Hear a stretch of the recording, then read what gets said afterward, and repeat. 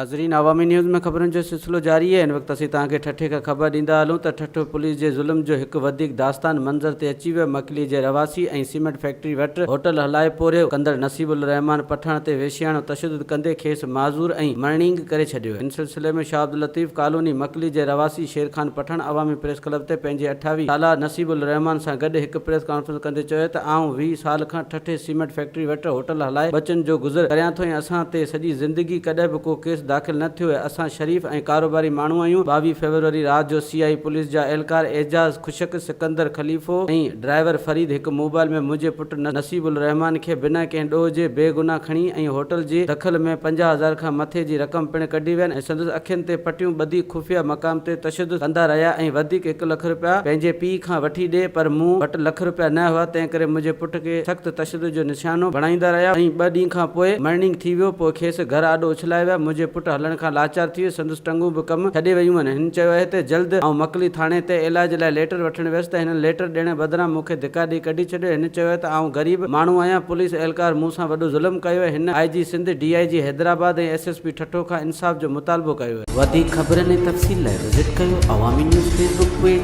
YouTube page ऐं अवामी news website.